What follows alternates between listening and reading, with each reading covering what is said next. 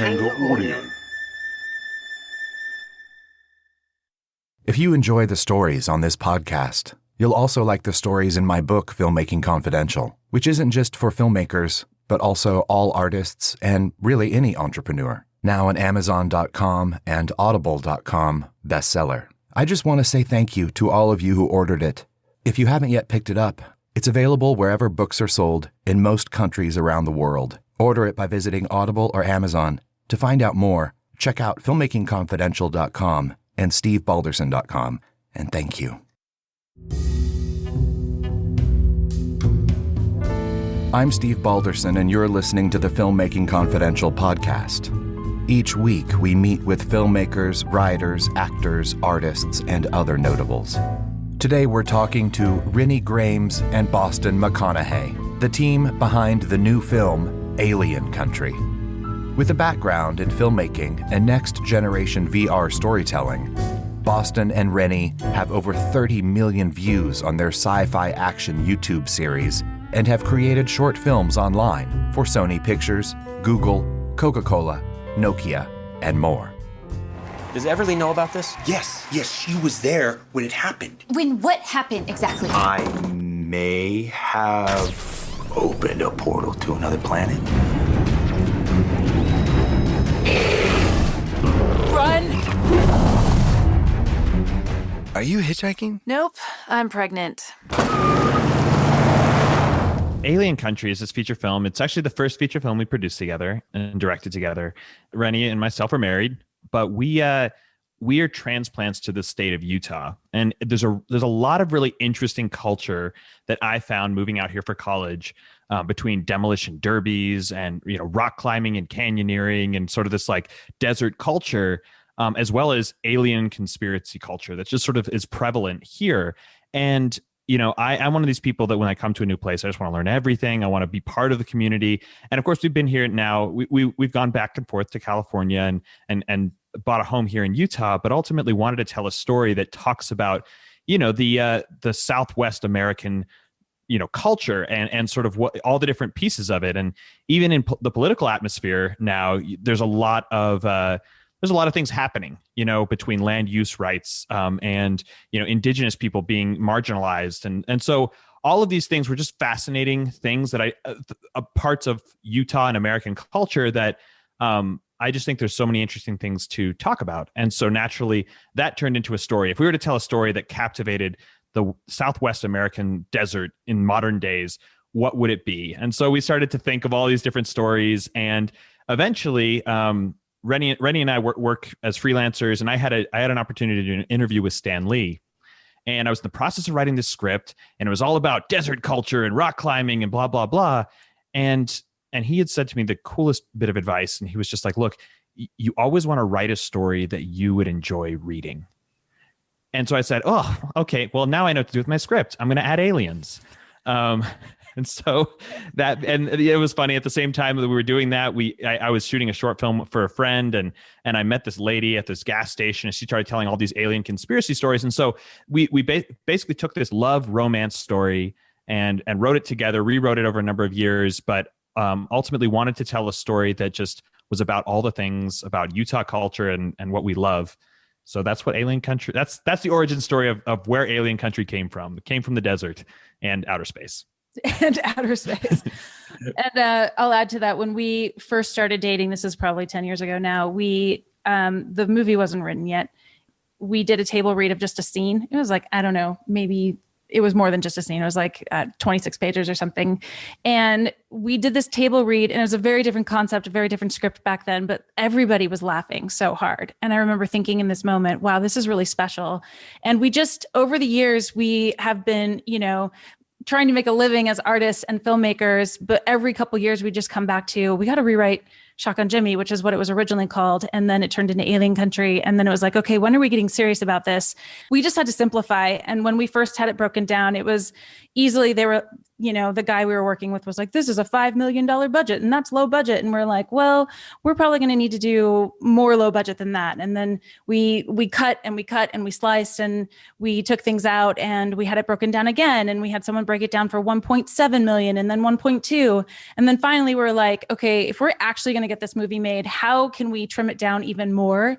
And we just kept slicing characters, slicing locations, improving the story, just going deeper into the character and less about the spectacle of the story and the visual, what would be visual effects maybe. And we just simplified and eventually got this movie to be a $500,000 movie. So. Yeah.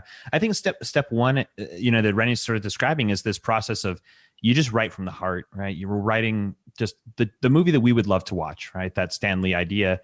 And it's what would be the movie in its perfect form. And of course, like she says, Stranger Things season 1 in one movie, it's like that was kind of a similar vibe, but that meant there was a lot of expense. And then we had to be realistic about, I like to think there's kind of 3 categories. If you want to make a film career, you have to figure out, what are the stories you have the ability to tell in terms of your finances, in terms of your, actual, technical abilities.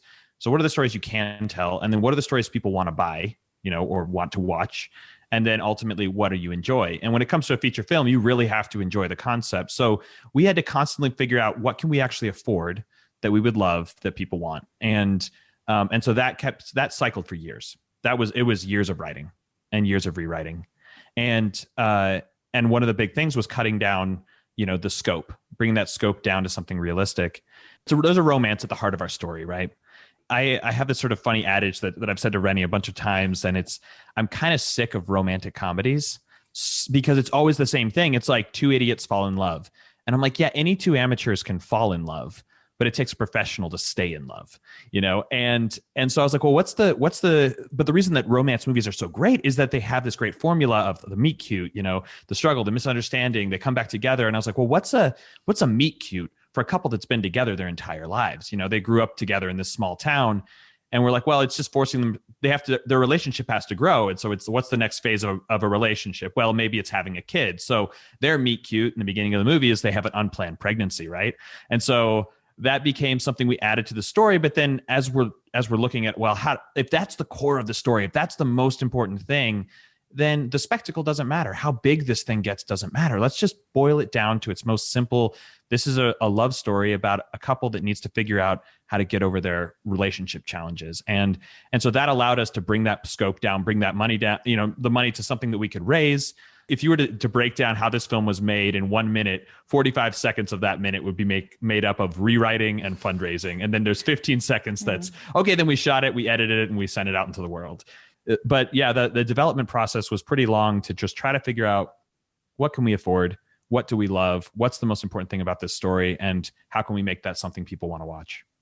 Well, and that could be a blessing, it just sort of, hidden in there, because if you had all the endless resources and you went and you did it the way that you initially planned, you might not have gotten to the core of the characters in the same way.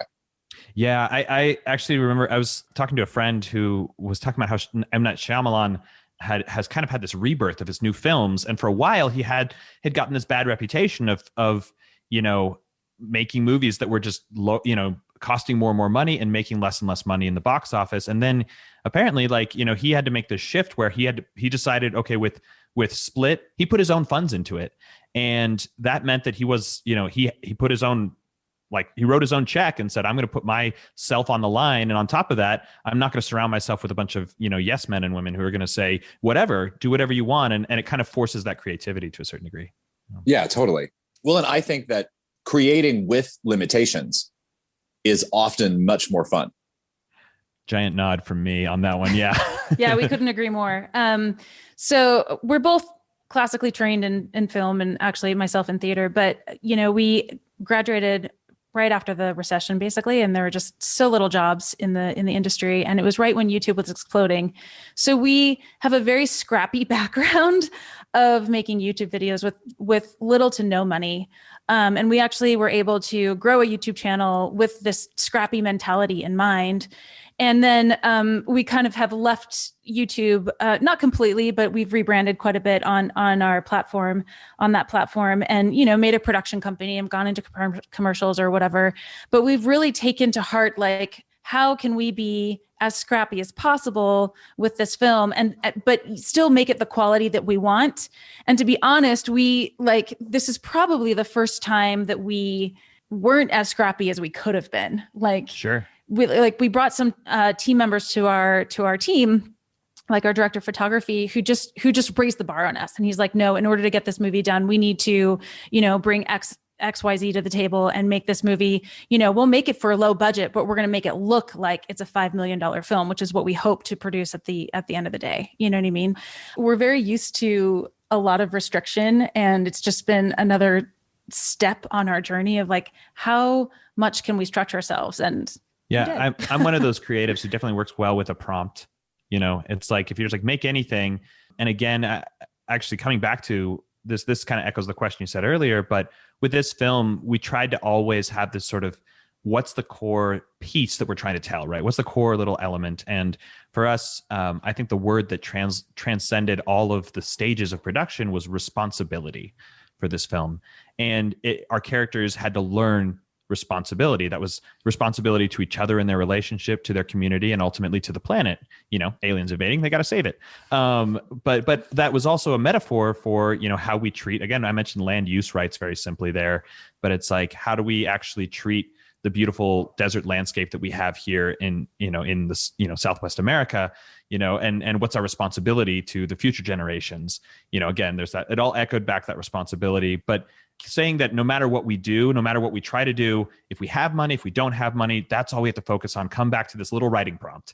And so, yeah, that kept us on that creative path, and we're still there every day as we're editing the film, but it's been good. Amazing. Well, I think it looks like it costs $15 or $20 million. Cool, thank you. Yeah, can we quote that? Tell the people who are going to buy yes. it. Yes. Well, I don't think I mean, I don't know, you know, the rules, there are no rules, but my hunch is that you'll have no problem licensing it. Yeah. I mean, even, you know, and early on, like my first film had not a name in it at all. Yeah. But we licensed it all over the globe. That's awesome. And my second movie had names in it. It licensed all over the globe. My fourth or fifth, I can't remember which one it was, had a bunch of names in it and it didn't get much licensing. So I learned that, like, you don't need a name in particular. You just need a good story and to have it well crafted so that people are interested in it. Do you know what the difference was between your films? I think it was either the presentation or, like, the one that didn't license as well that had names in it was black and white. Mm-hmm. Oh, okay. Interesting. But it was a satirical women in prison film. Yeah. So in theory, I would think that it would sell well because it's sort of, you know, this campy thing. I just thought, oh, well, that'll just license everywhere. And it didn't do so well. Yeah.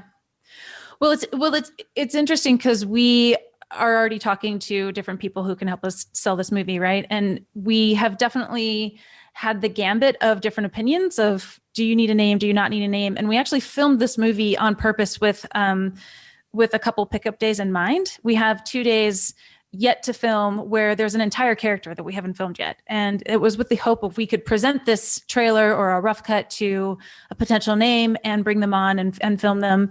We also filmed in the middle of COVID. So it was, you know, that presented some challenges and it just was not really on the table to reach out to names at the time. We had a hard enough time just attaching the actors that we were able to attach just because of the pandemic and all that good stuff. But it's been interesting because we've had some feedback now that it's like, you don't need a name to sell this movie. And so we're really reconsidering how we move forward with this. We might still make some offers. We might still, you know, put some feelers out there, but we might just cast a really good actor and finish our film and see what happens. I think what you're saying there with the story is so key, because ultimately, with or without significant clout and in a name's attachment, it's whatever you're doing, art is still a gamble, right? There's still going to be risk regardless. So you never. Sure. Exactly. And I always say that no matter what you're making, 8 times out of 10, people will love it, but there will always be the 2 that hate it, no matter what you're doing.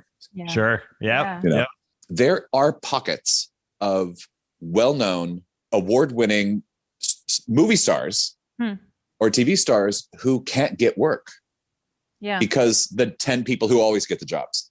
Right. Yeah. You know, and they're just as hungry to work as anybody else. And I would suggest, why not get one? Yeah. You know, I mean, I love that.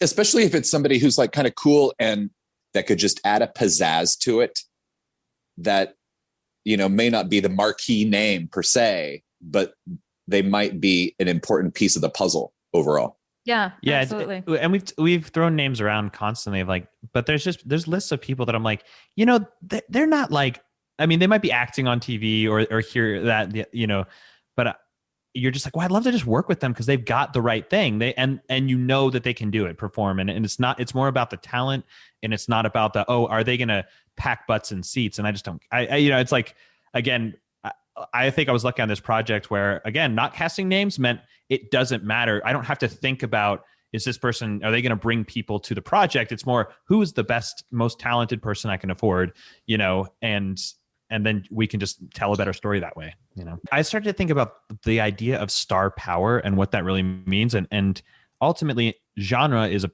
a form of star power. We have a science fiction movie. It's action. Both of those are star power.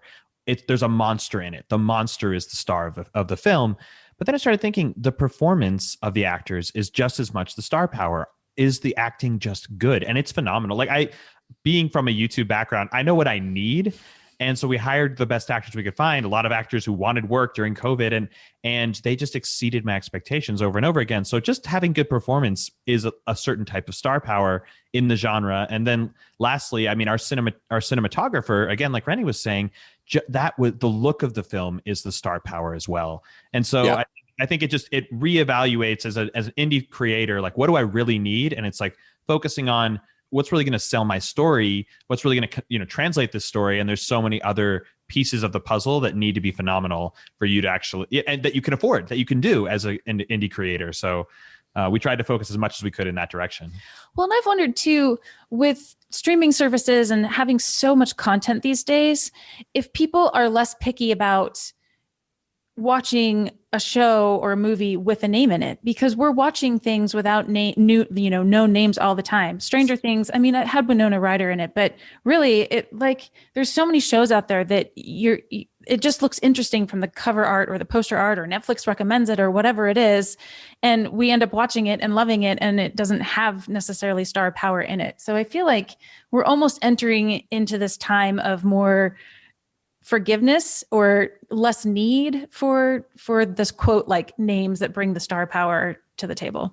Although, if you think about it this way, you have star power. I mean, when I look at you in that movie and see you moving around, I say, oh, she's a movie star.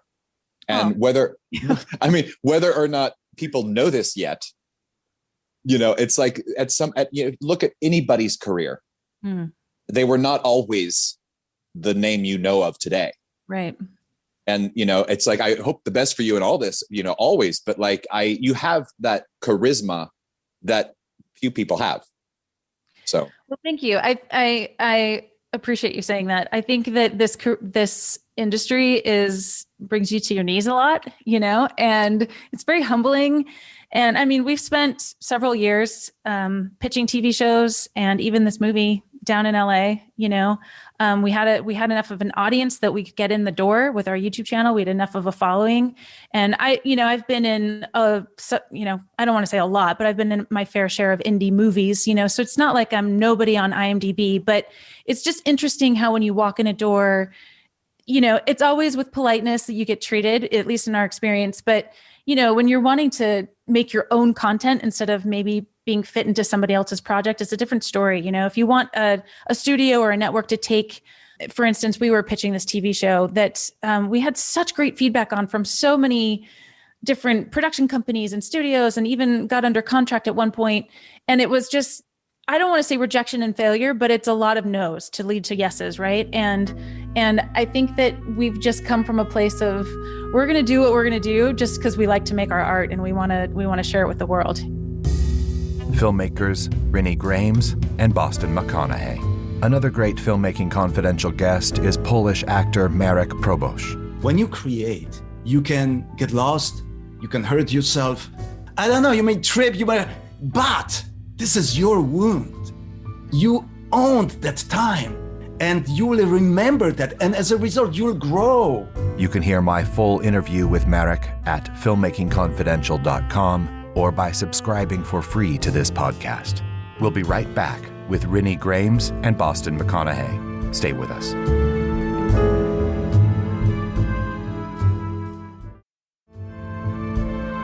I'm Steve Balderson, and this is the Filmmaking Confidential podcast. I'm back in alien country. Let's go back and talk to me a little bit about to make a studio movie that looks like it costs multi-million dollars for next to nothing in the middle of, nowhere. Like, I love the idea that you were working with some really talented people too in this regard. So tell me a little bit about that process. Renny and I run a school, indie film school, and we teach a lot of how to make films. But one thing I've just been wanting to put out there is what I'll say next, which is there's so many ways to make $1,000 look like $1 million. One of those that I felt since I was a kid was locations, right? Like you're saying, we show up at a demolition derby, and I literally called around to every demolition derby in Utah, and I'm like, hey, I'm a filmmaker. I can do event videography for you guys if you let me use some of this footage in my movie, And we started that. We did that once in 2015 to get the sizzle reel for this movie together, and I called them up like 4 years later saying, hey, we used that, we pitched it around, yada yada yada. We want to come back. And they're like, oh, well, we tore down the entire arena and rebuilt it. So you can't use any of the footage from the previous time. But anyway, long story short is, locations, right? We can use locations to make our movie look incredible. So we did that. We shot in 2019 at a demolition derby. Thank goodness we decided to shoot that early because there were no demolition derbies in 2020. So we got all the footage that we're going to put in our movie for a very low cost, like less than $5,000 total, to have a full stadium of audience. And we put up signs so everyone disclaimed that they knew that they were being filmed and that this footage would be used. And I'm going to insert that because we had posted footage from the previous demolition derby, we put we sold 1,000 tickets like the day we posted on Facebook for the demolition derby, so just like our little video that we created put money in their pocket. Yeah. So they were very helpful in letting us do that. And so that's one way.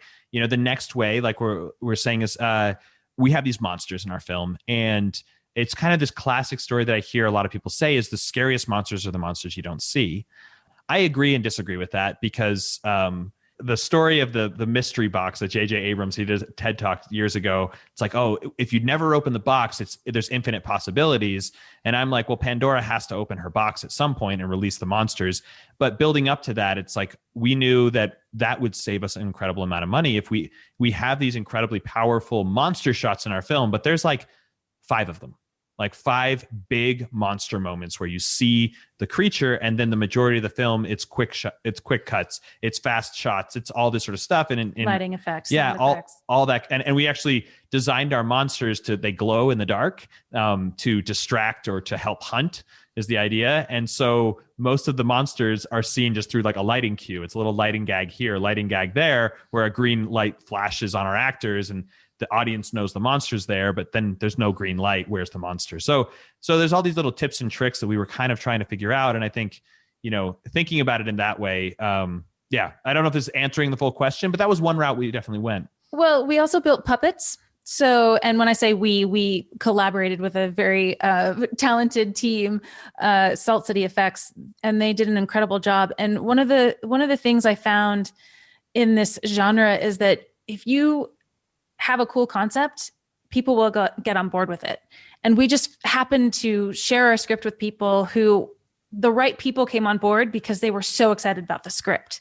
And so the people who are making our monsters love our script. And they're just like, they geek out on monsters, in fact, like our buddy Logan, who built our monsters, he texted us today just out of the blue. And he's like, you guys are so awesome. And like, we just like geek out on sci-fi stuff and monsters, And I think that there are so many talented people out there, especially nowadays, you don't have to hire some bigwig Hollywood studio, art person to do your monsters, because there's so many talented people out there who create amazing things, amazing art, amazing props, costumes, monsters, whatever it is, just because they love it, And if you can tap into that passion, they will just do whatever it takes to make their art sing. And that, I really believe that's what's happening with our movie. Yeah. Both like with the practical monsters that we've made, the lighting effects that we got on set, and the visual effects that are happening right now. They're just incredible. And I think that maybe comes to the final point that I would say for how we saved money on this film and made it look so much more expensive than it actually ended up being. But it's time, right? Time, quality, money, classic. You can only pick two, right? Is the adage. And ultimately, when it came down to it, we had time because we hadn't raised the money yet. So we spent that time, like Renny's saying, finding those people, finding this artist who, as Logan Long, who's run Salt City Effects, he was working for this big studio here in Utah where they're building Evermore Park. Well, the park eventually, went under essentially, and his creature studio got shut down. And so for a while, he's like, well, what am I doing? And we reach out to him at the right time, but we built a relationship over time. And finding those people, just bringing them onto this project over years and saying, we're making this, we're going to make this, and spending all the time to find our locations over years of traveling through the state and scouting, on vacation. It was always, we're on vacation. We're also on a location scout ultimately. Yeah. But I think that time is the best way to save money, in the end is putting all that preparation. And again, when I talk about those creature designs, that light idea, that was something we spent months and months or years thinking about these concepts, so that when we only have, 3.5 weeks of production, it's like, okay, we've been thinking about this for 3 years. So of course we're going to be able to efficiently make decisions and save time, on the days that we're spending money. Because you did storyboards and you really thought through all this stuff and had like everything sort of orchestrated and choreographed because, just to make sure that you've got all these things. Did you find that production itself was pretty smooth? Yeah, production. Well, I'll let Renny talk about how smooth production was. It was so smooth for me. I was directing. There's a lot of different things we can talk about with production. I was able to focus. And if there were fires that were, I actually said this to my AD, who was Aspen Andrew. She's was incredible. I was like, I felt like as a director, there weren't fires that I was putting out. And there would be every once in a while, there was a question. I'm like, wait, why don't we have this prop or this thing? And they're like, we're working on it. Just give us another couple minutes. But for me, it was incredibly smooth. And it's because we hired just really, really talented people, which was, I think, partially we were lucky in that there wasn't a lot of work in 2020. So people were, I don't want to say desperate, but people were hungry to work. Yeah. And we had a window where it was safe enough to do that. And we were able to do it. So, but yeah, production has its challenges, and I don't know how much you want to get into that, but I did have a thought. One of the other ways we were able to really utilize talent and save money was our first AD is a great example. She was extremely young and had only first AD'd one other project ever. She was 13. She was 13. I'm just kidding. Let's just say she was young, but she killed it on our set. And we interviewed her. We had actually tried to hire a couple of first ADs, but they just were like, I can't play for less than this amount of money. It's just hard right now with COVID, blah, blah, blah. And so we kind of went through the ringer and hired someone we'd never worked with before to run our entire set, which was kind of a risky thing if you think about it. We put the schedule in the hands of this up and comer. Yeah, she's an up and comer. And she killed it. She absolutely ran our set like a champ and did an incredible job. And we were shooting 6 to 8 pages a day. But also she was wanting the experience, and she was hungry for it. And when I look at her, she's young, she's hungry, but she's a leader already, and she's going to be a kick-ass UPM one day, Mm-hmm. And anyway, so that's just a tidbit of thought. But yeah, and I think that those are the two. That was something that we stumbled upon. That is such a great nugget of knowledge, is that you find people who are hungry and haven't done it yet, but have the capacity. And if you can test that out, find that out, and say, yeah, I think this person can do the job, they will totally rise to the occasion. And then the other side of that is find those people who are established. And one of, the opposite end of the spectrum was there's this seasoned, our key grip was, he's been in the industry here in Utah for decades. 35 years. I mean, he tells stories about he was hanging there with Sigourney Weaver and like we went down to Goblin Valley, and he's like, yeah. No, I lit Galaxy Quest here, and we're just like, oh, we cool. had helicopters, and we flew this stuff in and all this sort of stuff. But he was also like, what you're doing is so unique. You are outside of the box. Like no one is making movies like this. No one is making movies like this. They're all making safe choices and And at the end of the day, I started thinking it's kind of incredible that production went as well as it was, because we broke every rule that they kind of tell you not to break. We worked with kids, we worked with animals, we worked on remote locations. You know, we were traveling in the middle of desert, no cell coverage for some of our, for multiple days in an area. Yeah, it was just like there were a lot of things that could have gone wrong. And I don't, luck is really when, opportunity meets preparation. And maybe we had done enough preparation that we did have enough opportunities to finish what we finished on such a limited time scale. But yeah, we do have some pickups to do, but it wasn't because we weren't prepared. It was because of things like our our derby car wasn't working for an hour of the night we were shooting, or we were in a location where literally we did not have cell coverage, and you don't realize how much you rely on your phone to communicate when you're a mile away and the walkie's not working, right? And so it's like we did end up wasting some time here and there, and but now that we have our rough cut close to being finished, we will know exactly what we need to go get and pick up when we do the rest of the pickup days. So we're not too worried about it. Yep. Do you want to tell people about sort of where you are in the overall part of the process now? Yeah. So we shot 3.5 weeks in October. Last week of September, and then into October of 2020. And right after we wrapped production, we went into post and basically just started editing. We put together a little trailer that's going to be internal, and then assembled our rough cut. So this Friday, we will have a fully assembled rough cut of the film. We had saved, like Renny had said early in the podcast, we saved, the way we wrote the script was kind of very strategic, but no, it was strategic in that we have a bunch of flashbacks that happen, and the lead character's father is one of the characters that we haven't even cast yet, but we preserved all of the scenes that could contain that character, could be shot as flashbacks any time of year. And so we took those and we're planning on shooting them in late April or early May of this year, worldwide pandemics, allowing. And so anyway, so we've shot 96% of our film. Rough cut will be done in a week. We'll get through that fine cut. And then by the time it's April, we'll have, essentially as close to a picture lock as possible. And ultimately the picture lock will change as we shoot those days and need to hit our target, film length. But post-production, visual effects has already begun.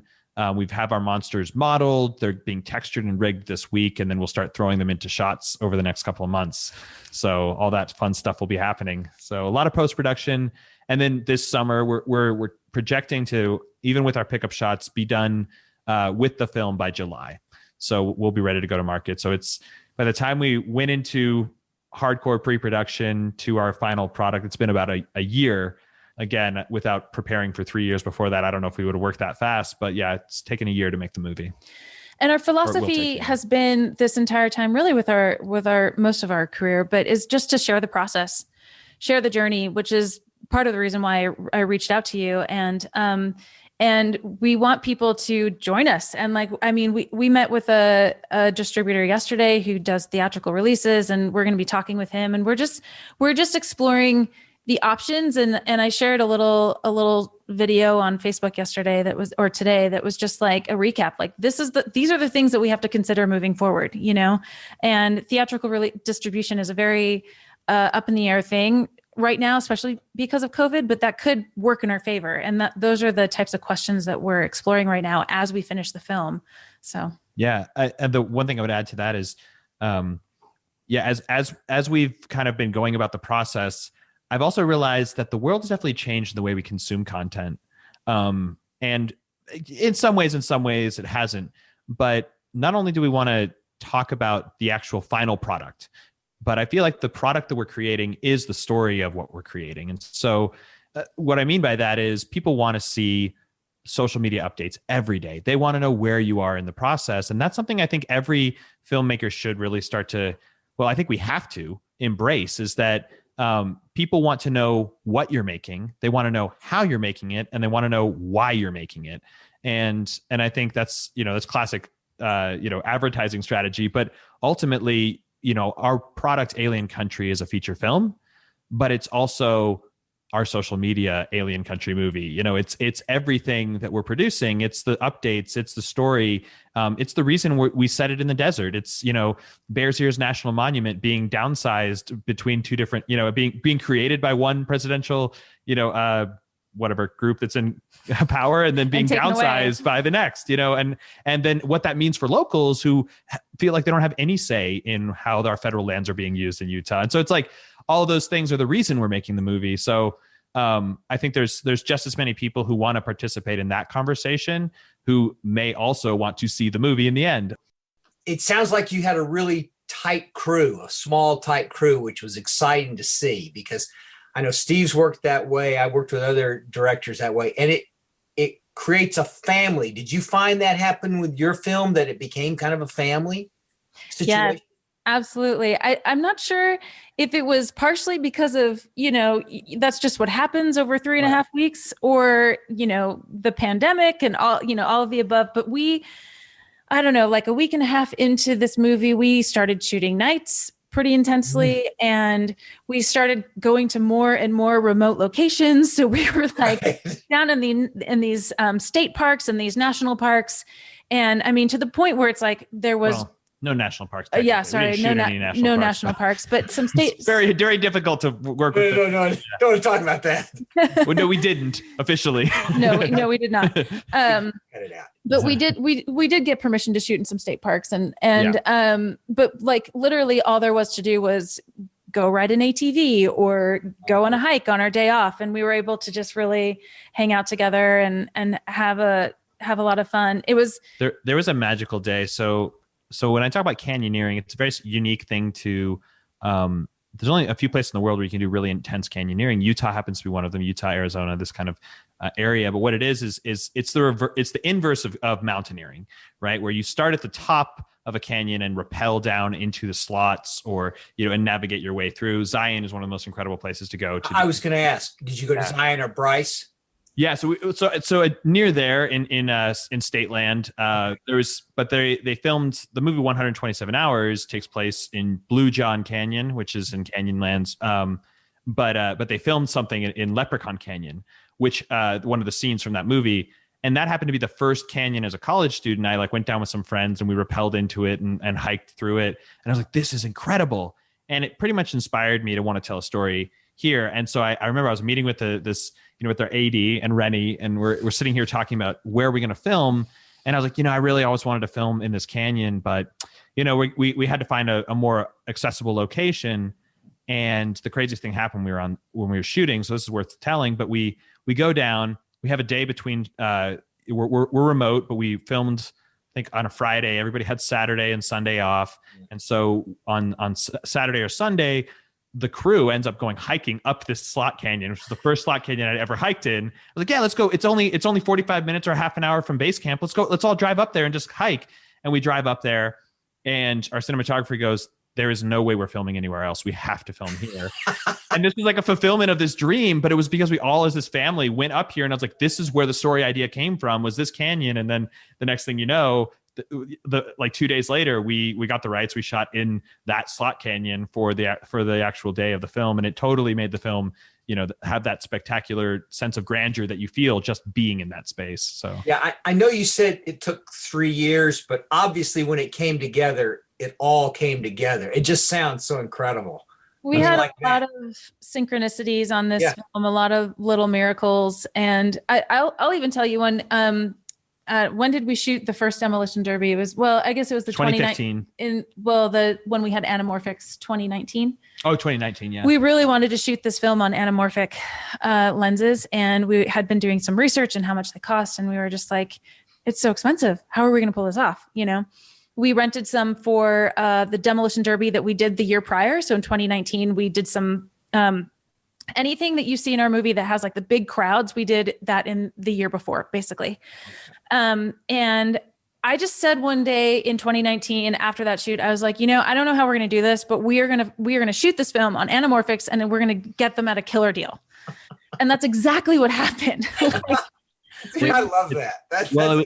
It was COVID, right? Like these rental houses, they're sitting on the shelf. They have so much money to rent these that only the big productions are doing them. All the big productions were stalled, and we were like, well, they're sitting on a shelf, and it was our cinematographer hooked us up with his friend he knew from the rental company, had hooked him up with a deal before. And he's like, you got to pitch him. You got to pitch them and see what they would offer in a discount. And it was incredible. And so incredible that I don't even want to mention who it was and what the discount was. Yeah, I mean, it was just one of those little, things. So COVID worked for you. It did in some ways. It did in some ways. And we were very lucky. 2 days after we shot, I think even actually the day after we wrapped, we heard on the news that Utah went back into the red zone, or that's whatever. Or orange or whatever. Yeah, whatever it was that was the high risk alert.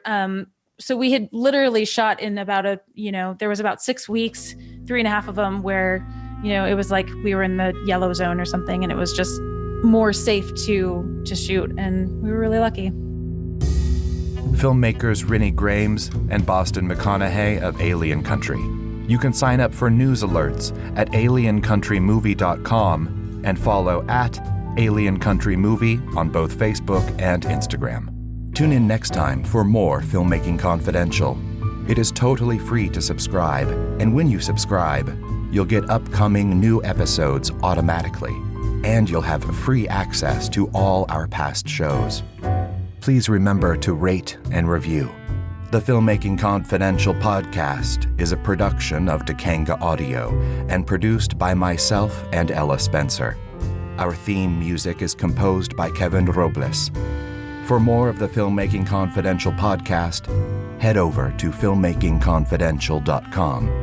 If you have a question about filmmaking you'd like answered on the podcast, send me an email using the contact form on the website. To learn more of my filmmaking secrets, be sure to pick up a copy of the book, Filmmaking Confidential, available on Audible, paperback, and ebook, wherever books are sold. I'm Steve Balderson.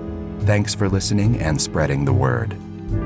Until next time, keep making, keep doing, keep going.